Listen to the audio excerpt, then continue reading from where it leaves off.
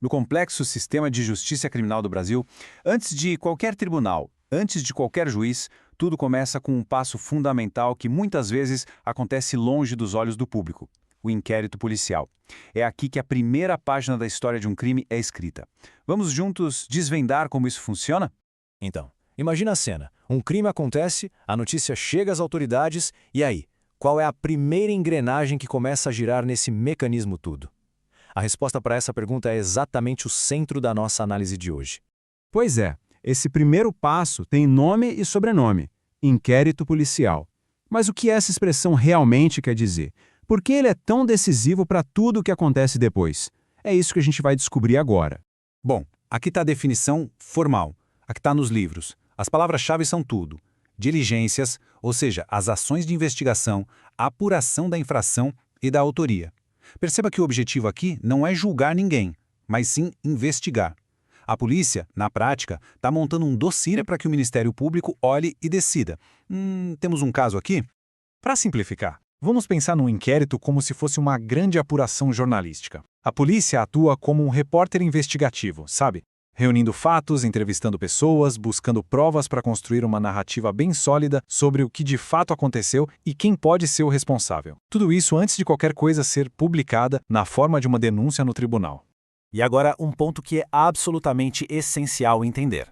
A fase de investigação e a fase de julgamento no tribunal são dois universos completamente diferentes. Eles funcionam com regras, lógicas e objetivos bem distintos. O pulo do gato está aqui. O inquérito é um procedimento administrativo. Ele é tocado pela polícia, que faz parte do Poder Executivo. Ele acontece antes do processo judicial sequer começar.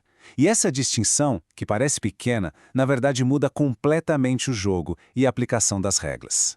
Olha, colocando lado a lado fica muito claro. No inquérito, o objetivo é um só: juntar informações. Quem comanda é a autoridade policial, o delegado, e a pessoa é um investigado. Já no processo judicial, o objetivo muda para julgamento. A figura central passa a ser o juiz, e aquele investigado agora se torna oficialmente um acusado. São papéis e metas totalmente diferentes.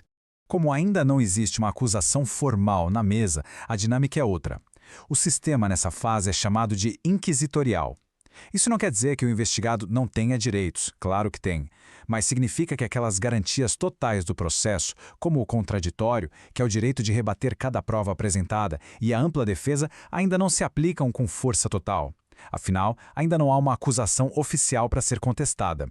E isso não é só teoria, viu? Os próprios tribunais superiores, como o STJ, batem nessa tecla. Olha só essa decisão. Ela diz com todas as letras que eventuais falhas que aconteçam no inquérito não anulam o processo criminal. Por quê? Porque ele é visto como uma peça de informação, um ponto de partida e não como a prova final. Certo, então já entendemos o quê. Mas e o quem? Quem exatamente é que conduz esse procedimento? E quais são as obrigações dessa autoridade? Vamos ver como essa estrutura se monta. A responsabilidade de tocar o inquérito é da chamada Polícia Judiciária. No nosso dia a dia, estamos falando da Polícia Civil, nos estados, e da Polícia Federal, em âmbito nacional. A missão delas é puramente investigativa: descobrir o que aconteceu, a materialidade e quem foi o responsável, a autoria. É um trabalho bem diferente daquele policiamento preventivo, ostensivo, que a gente vê nas ruas, que é feito pela Polícia Militar. E essa característica tem até o nome oficialidade. O que isso significa? Que a investigação criminal é sempre uma tarefa do Estado. Mesmo nos casos em que a vítima precisa ir até a delegacia prestar queixa, quem conduz a apuração é um órgão oficial. Isso garante um padrão e evita que a investigação vire uma questão particular. E isso nos leva a uma outra característica: a oficiosidade. Na maioria dos crimes mais graves, a polícia não precisa de autorização ou provocação para agir. Ela tem o dever, a obrigação de iniciar a investigação por conta própria, de ofício, assim que fica sabendo do fato. Não é uma escolha, é uma imposição da lei. Agora a gente chega numa parte que parece até um quebra-cabeça. O inquérito policial tem algumas regras que, à primeira vista, parecem bem contraditórias, mas, quando a gente olha de perto, elas revelam a flexibilidade e, ao mesmo tempo, a seriedade do sistema.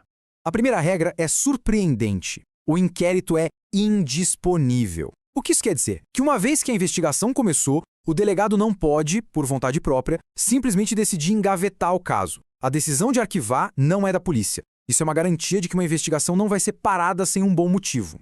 E aqui vem o que parece ser uma baita contradição. Embora não possa ser arquivado pela polícia, o inquérito é dispensável.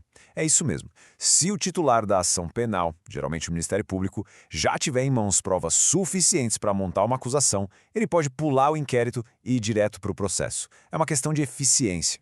Então, como é que uma coisa que é indisponível pode ser, ao mesmo tempo, dispensável? A resposta está na discricionariedade. A autoridade policial não pode desistir da investigação, mas ela tem autonomia para decidir a melhor forma de conduzi-la. Ela pode focar nas diligências que parecem mais importantes, sem precisar seguir uma receita de bolo.